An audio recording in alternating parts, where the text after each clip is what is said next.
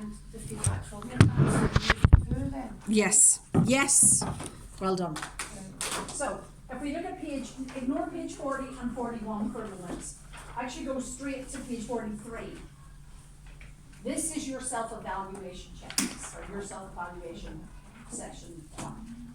First thing on it, feedback from participants. So if you want, that sheet of paper will be sitting, it's not even if you want, it will be. It'll be sitting on the desk. So when you ask for feedback, I can hand you that on a pen so that you can write that feedback down. Otherwise, you just listen to it. If people are saying brilliant, then obviously you're not going to write that down. You want more valuable feedback. So there's not much room, but you still want to write something in. Then it asks you, how well did the session and the planned exercises meet your participants' goals? Okay? And don't say to me that you don't know your goals, because the participants were part of the group profile, and the group profile included the person that you interviewed, and we interview people in class. So your clients are in here somewhere, right? So we know what their goals are. So it's sort of like flexibility, increased mobility, improved posture, things like that. Did this class meet their goals? Yes, it did. How effective and motivational was the relationship with your class participants? So just write things like, I thought my style was very motivational. I inspired them with my visualizations, or whatever it is. You're gonna write. If it's your thinking, I thought, then it's your opinion, and you're right. I thought that, that's right. How well did your instructing style match the class participants' needs? I was very supportive, and my clients needed that because they were tired. How would you adapt the exercises to progress or regress according to your participants' need? So we talked about this yesterday. In your class plan, you're teaching the class plan without any 6-week or 20-week progressions, but this is where you might write things in. Like, I would lift the feet from the floor. I would begin to lift the head from the floor. I would straighten, I would lengthen the levers, I would straighten the leg, or straighten the arm. If that was too difficult, I would lower the head. I would bend the knees again, or put the feet on the floor. Simple. It's not rocket science, I promise. Next page, how would you improve, or how could you improve your personal practice? What do you think the answer is for that? Yeah, attend classes, continue to attend classes. The idea for this is that once you've got your active IQ certificate, that's not where your learning ends, it's where your learning starts, and you still want to continue with classes. So you might write, I aim to join Victoria's Stretch 49 Circle. I'll be telling you about that because it will be launching next weekend. And doing active, Pilates classes with her online. Or I intend to go to my own teacher or keep my own practice going. And then this question does my head in. Explain the value of reflective practice.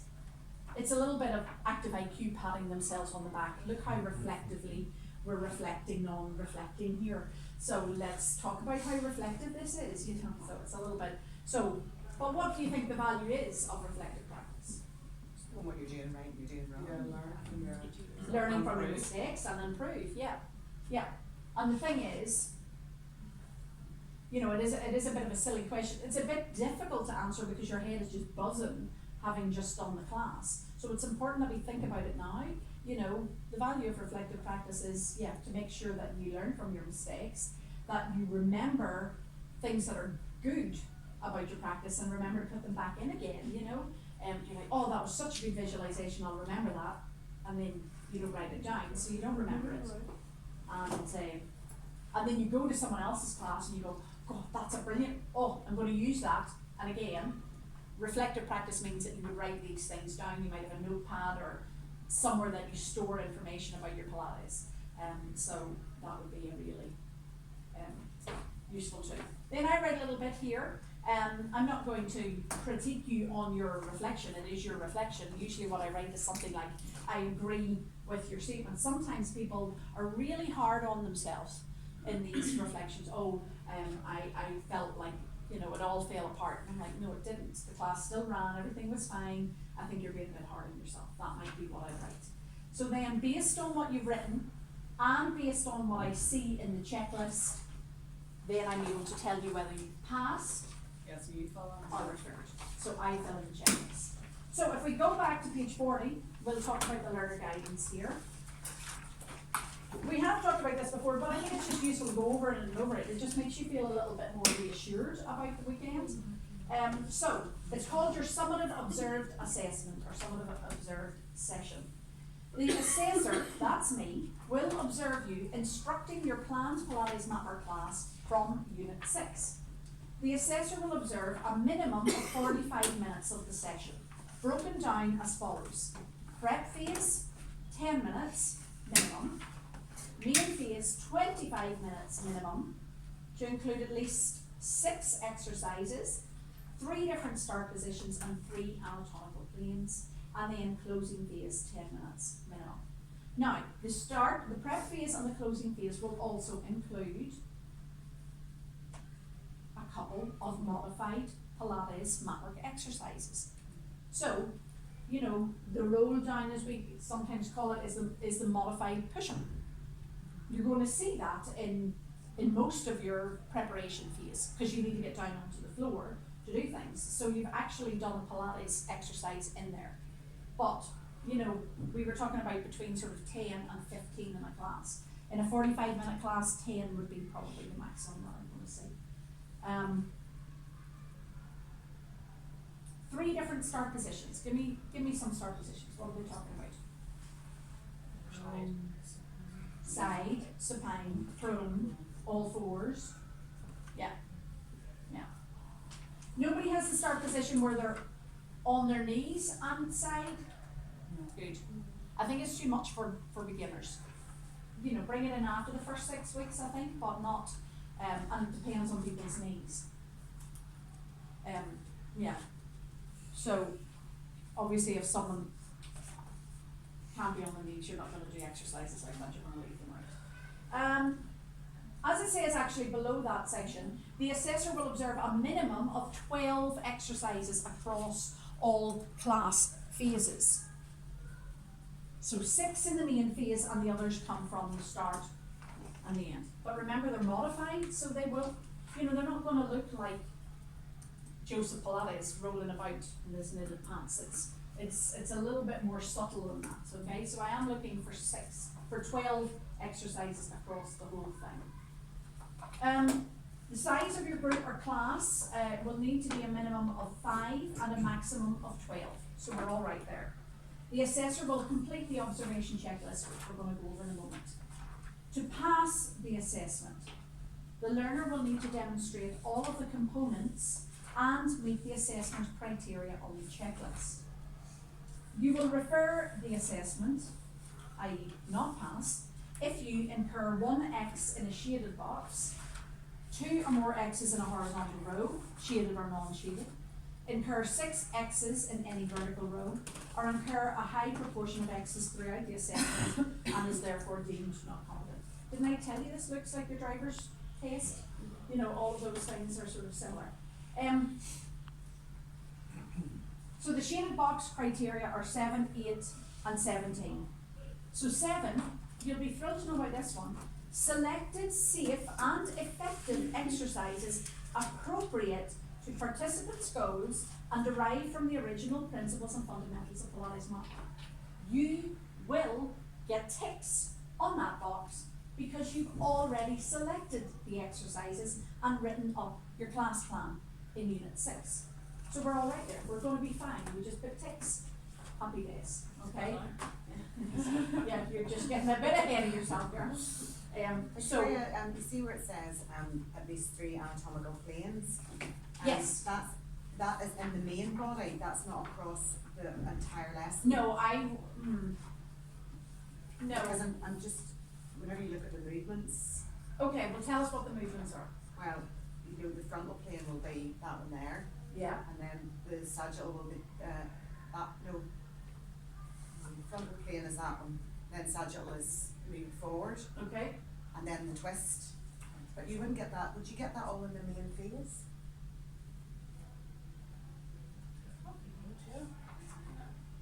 Will it have to be in your main fees? I'm not going to be Because worried about that. I don't think I've got a rotation in my main. I've got it in the cool down. Well, there you go. That'd be okay? Yes, it will be absolutely. Because I think there's nothing worse than you trying to shoehorn in a thing, but it doesn't fit the flow, it doesn't, it doesn't, everybody's been lying down and then suddenly you get them sit up, twist, and they lie back down again to do something just because you think they need to fit in that plane. It's better that the class has a flow, so yeah, so I wouldn't get too caught up in the planes, which is why I didn't really mention them. I also didn't mention them because I still don't properly understand. No, neither did I. That's why I had to look I'm back like, at them. oh, they're just too challenging for me. So if me as the assessor doesn't really understand them, I'm not expecting you as the tutor to understand them or for me to be looking for them. Yeah. That's not what I look for as an assessor, to be honest. In fact, Are we taking out the flow down from our session? Or are Um, we taking that one over? no, according to this, 10 minutes prep, 25 minutes main, and 10 minutes closing. So that will be 45 minutes. So we need to make the main phase shorter. So our Will we class just teach plan- our then you tell us move on? Rather than us adjusting or? No. So our class plan, should we You want to increase cut it it? to 45 instead Yeah. of? Yeah, well, I don't know if, yeah. I still want you you need to write a 1 hour class plan. But then you need to select some of the exercises and take some of them out to make it 45 minutes. Or you need to reduce the number of reps. Just I take your reps down. Do you see the way you want us on our side as well? So for the purpose of say the 1 hour class, say your 1 hour class written is both sides. Yeah. But assessment, do you want both sides done on the assessment to try and take the time frame down? No, we probably end up, that's a good question actually, or a good statement, that we might only do one side of sideline exercises. Will Yeah. you just prompt us, Yeah. move on? Yeah, Well, I've actually split mine where on my side and I put one on my back again and on the I've other done side, that too. rather than flipping over, Yeah, I don't know. just so it's one lead. yeah, but as soon as I see you going to the other side, I'll say move on. Yeah, because obviously you won't have your lesson plan, but I will. Yeah. So I'll say, oh, hold on.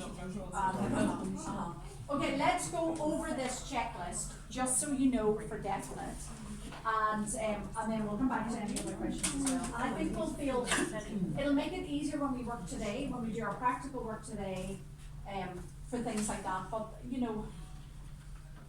I do think, Gillian, that the best way to do it, rather than just cut out an entire phase, because that's not gonna work, is to reduce the main phase. Because generally in an hours class, so you have 10-minute, or what is it they're saying, 10 minutes, 10-minute warm-up, 10-minute closing, and then 40 minutes of a main phase, but you're only having 25 minutes of a main phase here.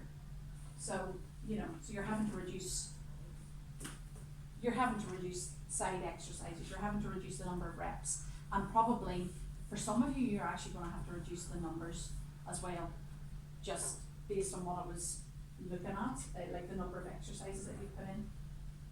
Some of you are very ambitious, and you'll feel better once you practice it, you'll go, oh my, yeah. Anyway, page 41, this is what I sit with on my desk, okay? We talked about this one yesterday. Number 1, arrived in time to obtain and prepare the environment and equipment for the planned session. So that's that thing where you come in, your assessment's on, you're like, there's no yoga mats, the door's locked, what do? That's why you arrive at 9 o'clock, because your assessment's at 9:30. So you've got the door open, you've found the staff, you've found the yoga mats, you've got them laid out, everything's ready to go. Now, technically, as the teacher, you can choose to teach where you decide in the room, depending on, sight lines, how it works for you. But generally, once the room is laid, most people don't change it. But you might decide to. The teacher might have been up there, and then you think, no, I want to be over here. So then you have to turn the mats all around. So you've got that time in the 30 minutes.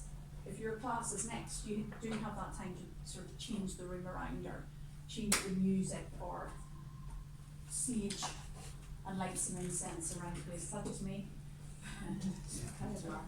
I'm very fond of my sage. I saged my new flat. I think I needed more than sage, but I was trying. Okay, so number 2, worn appropriate clothing. We talked about that yesterday. What is appropriate? So you can see your body. No shoes, yeah, and something that I can see your body and that your students can see your body. Skin tight-ish. Yeah, I'll be, yeah. Maybe I don't wanna see everything, but, the other thing, yeah, you know, Maria was like, can I wear a jumper? Well, it depends, it's can be very warm. Just try not to have something that's hanging down whenever you're like on all fours, because then you're not really demonstrating clearly enough. If you're doing your breathing demonstrations, they need to be able to see, you know, that thing about your stomach being pulled in and letting, you know, they need to be able to see that. So, yeah, t-shirts help. Tighter things help. Ensure that appropriate clothing is worn by the participants. I don't think anybody's going to come in a shell suit now. we're all going to be fine. Somebody does. You can even find a proper shell suit these days. Number 4, carried out verbal screening checks, giving appropriate advice where appropriate. It's a lot of appropriates there. To gather information or to check information gathered via the park view. So even though there are 12 of you doing this assessment, every time when you're in the class, it is the same verbal park view and the same health and safety information. You want to check, it doesn't matter whether you've seen them and you know they're doing all right. This is your class, it's the first time you've seen them in a week. So how is everybody? You know, no aches or pains or sprains or falls or anything that you need to tell me. Great. The other thing I would suggest is that please don't have anything wrong with you. So I used to have my mom in as a spare body. I think I've told you this in the Pilates. And my mom has a lot of problems. And I was like, please don't ask, you know, and everybody's doing their verbal park view. Is everybody okay? Does anybody have any problems? Has anybody got arthritis or any joint issues? And my mom's like, me. I'm like, put your hand. You're grand. So then what happened was she was getting tortured by these poor students trying to help her. And I was like, she is just an additional body. She's just there because we need to have the bodies. So, you know, if you genuinely have something wrong with you, but don't be making up things because you're just going to make your poor student, your poor teacher's life much more difficult. Okay, so just try to be normal, healthy, everything's fine. Okay. Number 5, explained the objectives and the demands of the session and how these meet the participants' goals. So it sounds really simple, but or really, you know, disrespectful of me to say this, but remind people that they are in a Pilates class.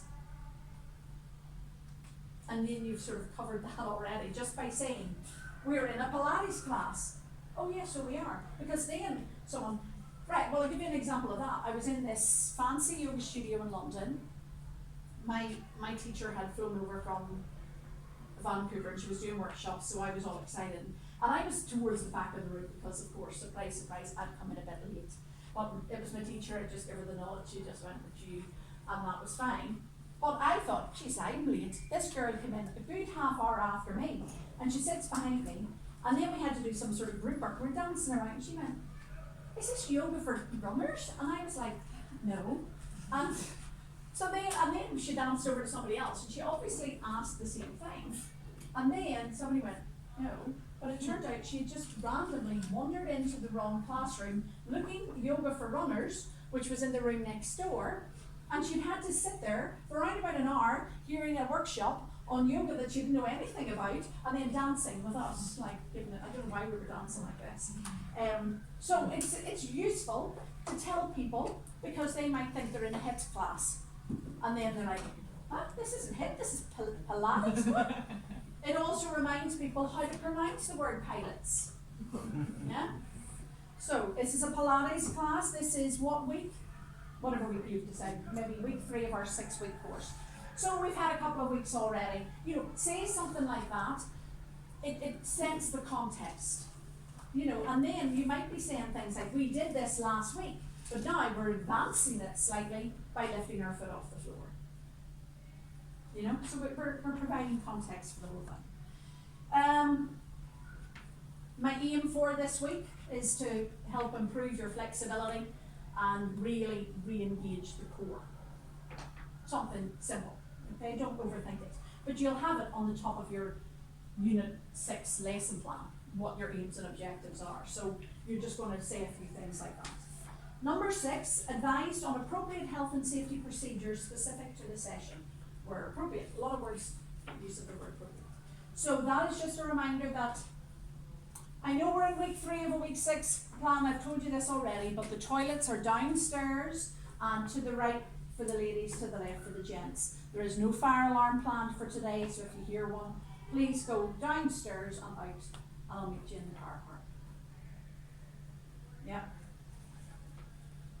It depends what the weather's like. It's very warm today, but we do have the fans going. That's just advising someone about health and safety. The thing is, if we do have the fans going, they're noisy. We know that, we've had that last time. So if they, I would point it out, I would say it is very hot today, the fans are going, it is noisy, the doors are open to try and get a through flow of air. So it just means that I'm going to have to speak a little louder and you're going to have to concentrate a little more. Because John mentioned it yesterday, are we going to have all that noise? Yes, we are. There will be a circuits class next Saturday afternoon. Yeah. And with its dire music and... Did you like the music? Me and Sharon way faster. You know that music yesterday, you were going to the beach. Oh. Oh, I she was. It's very difficult when you hear music not to work in the time of it, isn't it? So we'll find it on the floor. Those hundreds were going. Usually 5,000.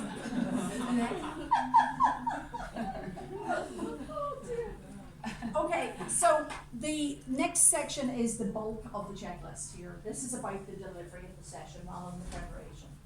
So number 7, I told you it's a grey shaded box. You'll already get your ticks that you have selected safe and effective exercises appropriate to participants' goals and derived from the original principles and fundamentals of Pilates method. You'll get the ticks right across the box. Okay? Now, selecting them is one thing, but actually demonstrating them is something else, and that's why the next section is also grey. Demonstrated correct exercise technique and safe use of equipment. There is no equipment, there's just the mat. There is the grey box, but I have told you this before, I do not want you to demonstrate every single exercise. I need you to have a play with this, and maybe you show people 2 things, or you walk around and you demonstrate like that, rather than up, down, up, down, up, down, because it really does interrupt the flow of it, especially when you've only got 45 minutes. Okay, and it's a better thing for your teachers. And I heard somebody in this group say yesterday, actually I don't need to sit up, I can see you from where I'm lying. And that's true. Some people can, so they don't need to necessarily sit up. So I'll say sit up if you can't see me, but otherwise I just leave people lying. That's more, not an assessment process, that's just more real life. The more you teach the Pilates, the less you will have to demonstrate because they will know. And I told you about Lolita San Miguel, so she teaches in a skirt and high heel shoes and walks around the room like that. But I mean, she's 87, so she's welcome to. And she, so she teaches the class like that. She doesn't demonstrate anything. She's not going to get down on her arthritic knees and start. She Did you just. say have a look at your neighbour or anything? I like would that? not So, advise that. in case they're Because it wrong form. yeah, exactly. Because it could look the wrong way. They'll look at the neighbour that's doing everything wrong instead of the neighbour that's doing everything right. Or it gets people. We're already quite competitive in our environment, so yeah, we're trying not to have that. Like two. Yeah, that person's better than me because. So no, try not to look within.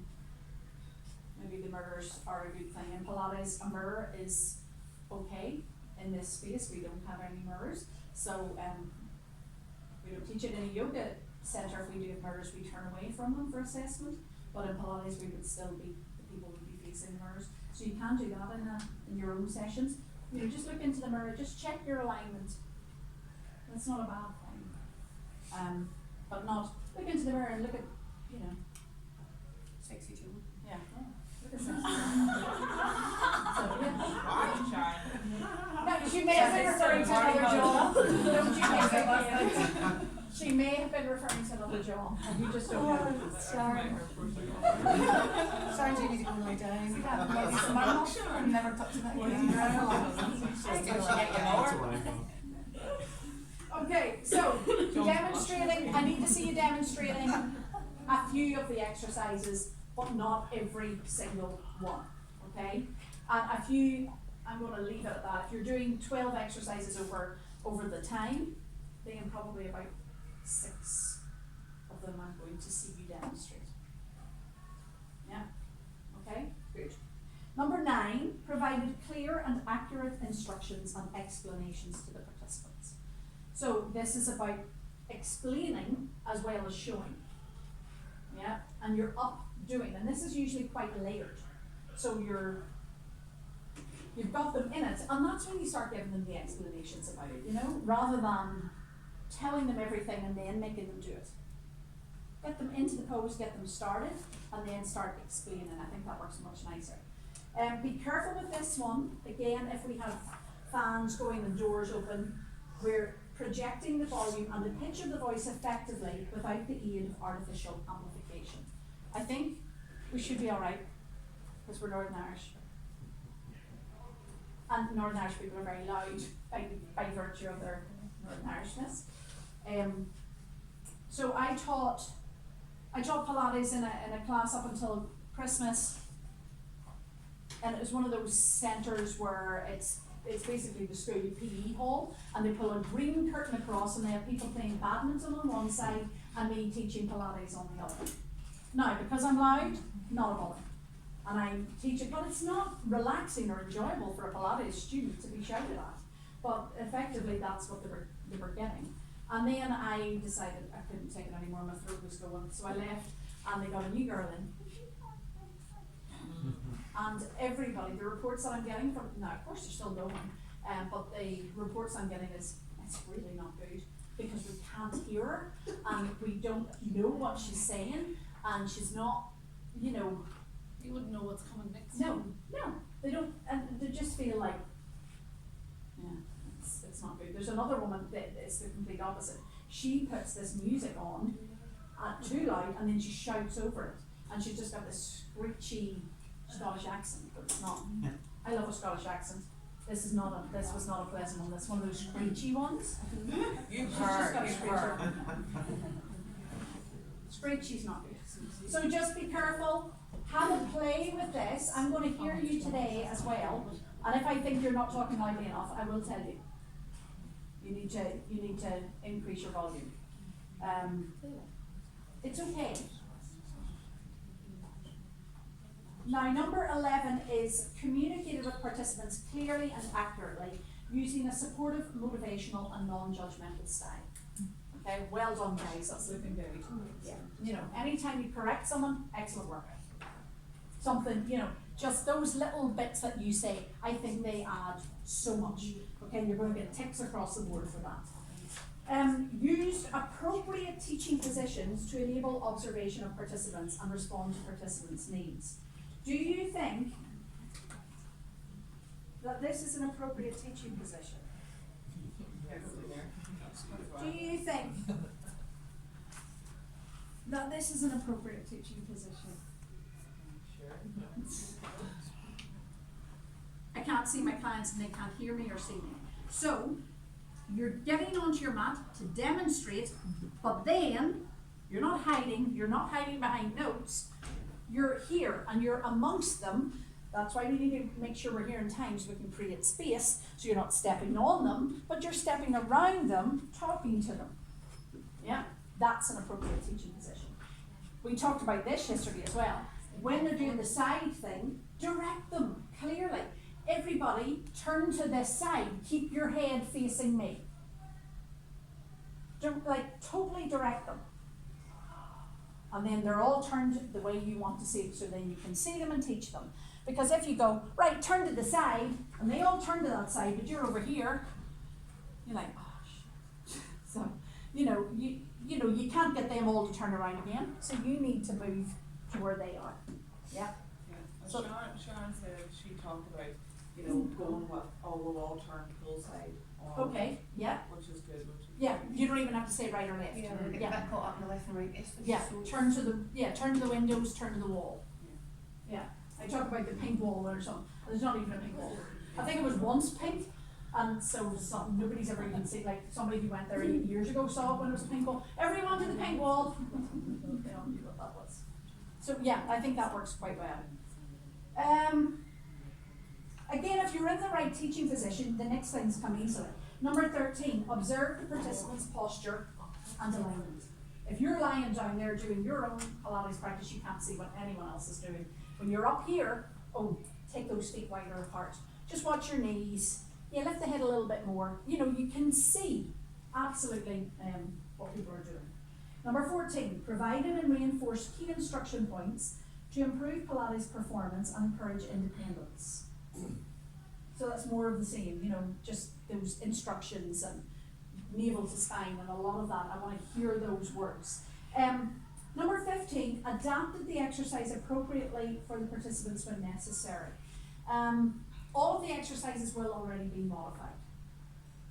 But you might decide, and it doesn't, you know, it doesn't always happen, but you might be doing something and you think, oh, okay, let's lower our feet, because everybody looks like they're in pain with this one. So you just get them to lower their feet. You're going to get your tick for that. Even if you've got everybody that they're fine, but then you're like, actually they're a wee bit too fine. I need to get them to lift their feet. That's fine too. You'll get your tick. So it's about progressing and regressing. It's not always one or the other. It's a sort of a mixture. What if we don't do that? If you don't, Because we don't see fit. yeah, that's fine. Only if it's, I'll still give you. only if it's I'll still appropriate. probably give you a tick because you'll have already modified postures anyway, because I'll have seen that they're modified or adapted, so that's fine. Sometimes what happens, we talked about this yesterday too, and we'll see it in action today, is that somebody just is struggling, and you might say to them, do you lower your head? Do you know those things that we, so that's fine, there's an adaptation, not the whole class, but one person has had their pose adapted. Great. Okay, doesn't always happen though, you know, so that's fine.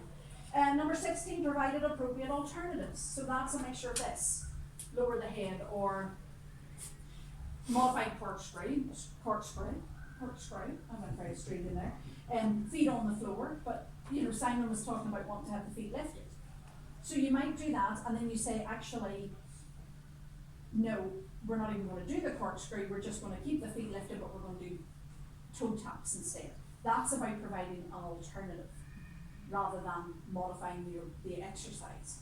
Okay, so there might be something like that. Okay, how will I know that? Because it'll just vary slightly from your lesson plan.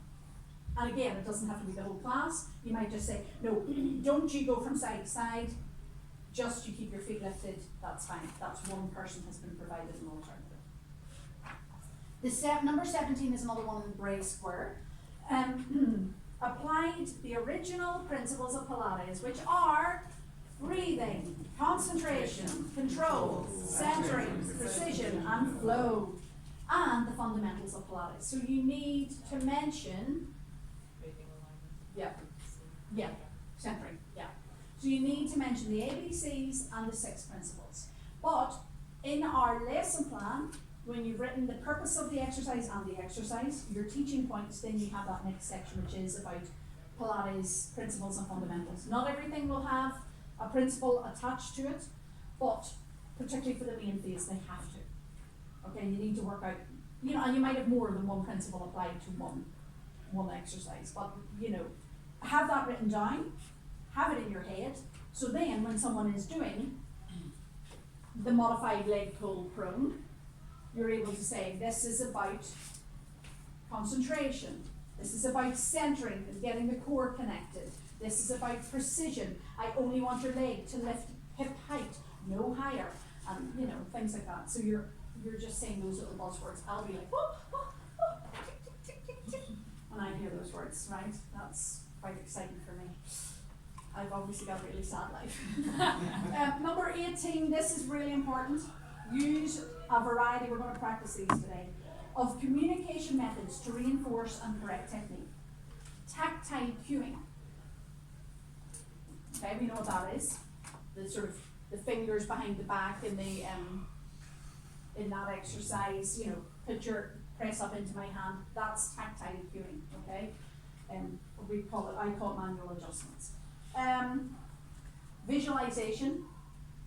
Anytime we use any of those lovely things like imprint your spine into the floor as if it is pressing into the sand. Question and answer. How does that feel? Great. Good. Let's move on. Or where are we feeling that? In my neck. Oh, it's the 100. We're meant to be feeling in our abs. Okay. Let's see what's good. You know. So question and answer is very, very useful. Visual communication. Lift your arms. So you're walking around lifting your arms.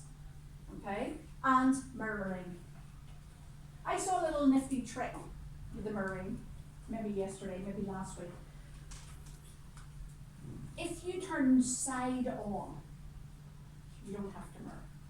If you turn side on and you say right arm forward, you can put your right arm forward, your left arm back. But if you are facing the person and you say right arm forward, you must take your left arm forward. So you only mirror when you're directly facing them. If you're turned to the side, you're not mirroring anymore. So that might be a good way to demonstrate, but then you haven't put that mirroring thing in. You know why I did yesterday in that little practice class, I got you to do the modified spine twist, because then you would be sitting directly opposite them and you would be mirroring. Those mirroring things come in the preparation phase and the cool down or the closing phase. That's when we tend to mirror. In the main phase, that's the body of work. You're demonstrating and then you're up teaching. But in those sort of things, you're doing it with them. So you want to try and do it in order. Let's reach across to the right. Is that my right? It's not my right, but it's the right according to my clients. Yeah? And reach across to the left. There's something really disconcerting when your teacher says, reach across to your right. And you're like, but that's not my right, that's your right. And it just confuses you. So don't confuse your clients. Don't confuse me either. Mirror.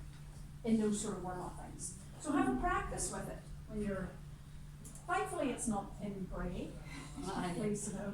But those things are going to come in, and I am looking for those communication methods.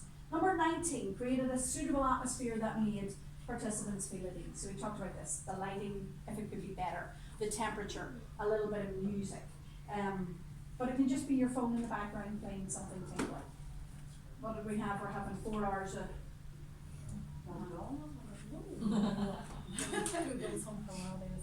and number 20, manage the timings of the session effectively.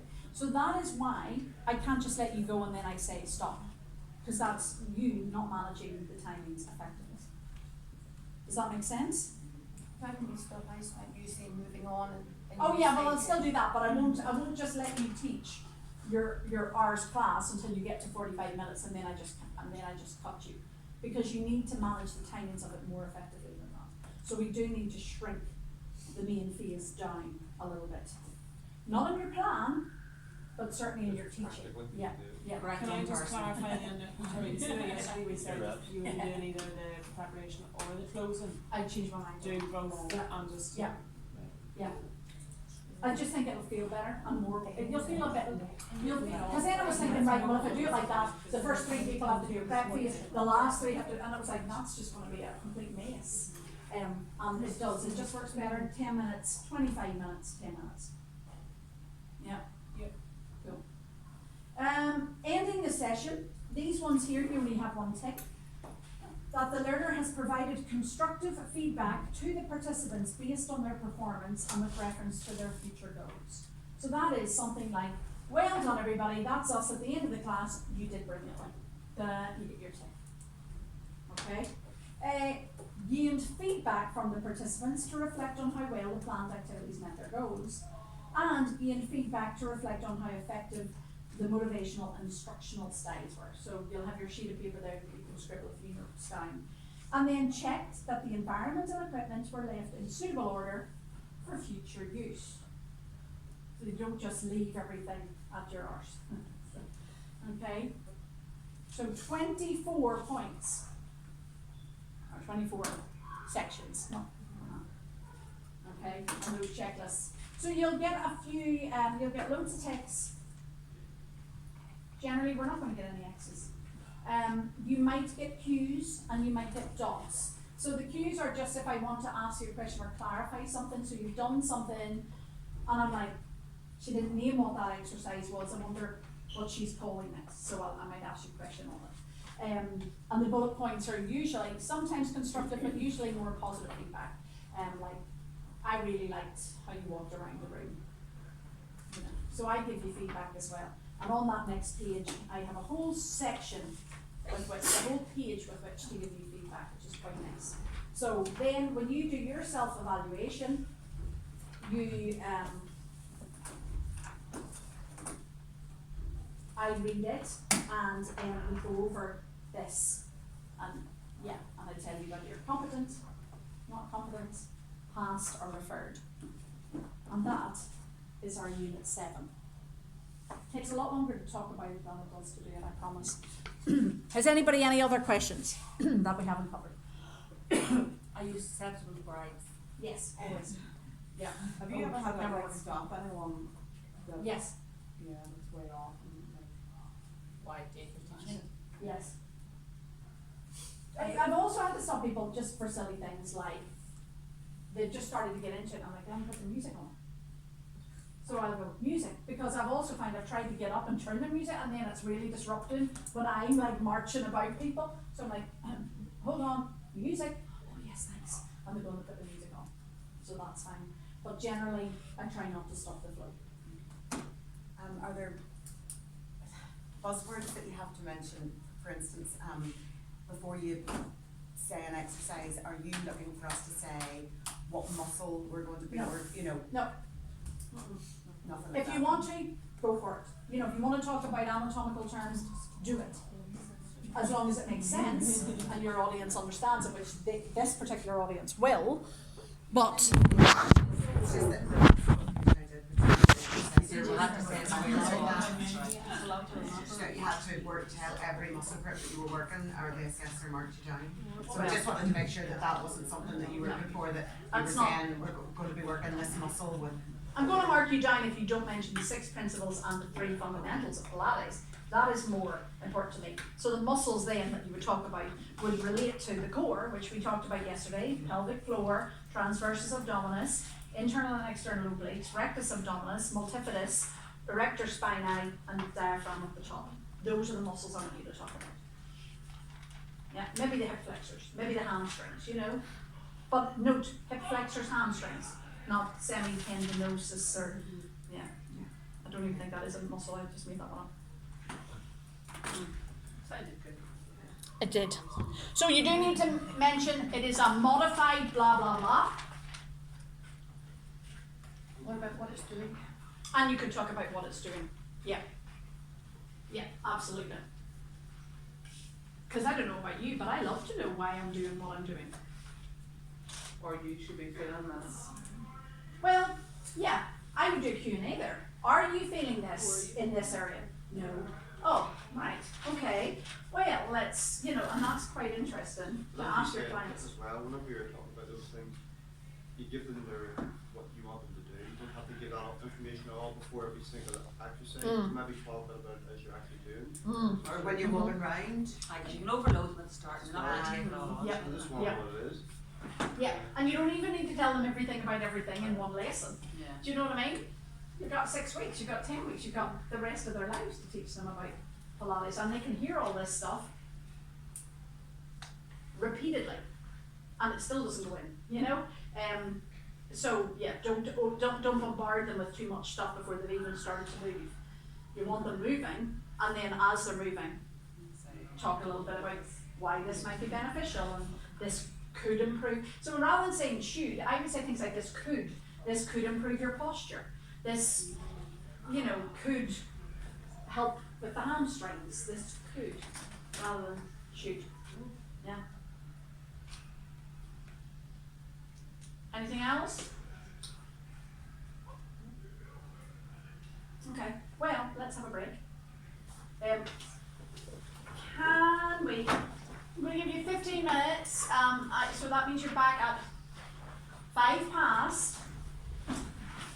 And we are going to go straight into Are we practical work. So you said about half an hour each, Yes, so we maybe have a break and like lunch.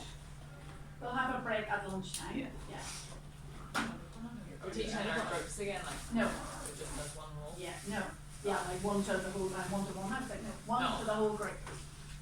Yeah, that's why I need you to go for a break, so I can work out, like who's doing what work. Whoever brings me a tea, milk, no sugar.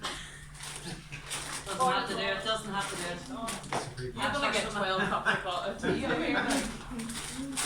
Not one of them dirty chais, I just want a cuppa. Do you know we could do it in the sequence we're doing it in our assessment day to have this No, practice? I'm taking, I've only done once, that's it. It's funny you say that because we're actually doing it in the absolute reverse Brilliant. sequence. Yeah. So I go first again, like this. She loves it though. I don't. You're used to it now. I listen to it. See you. You throw me under the bus. Sorry, love. I've got a couple of people, so I'll do it now.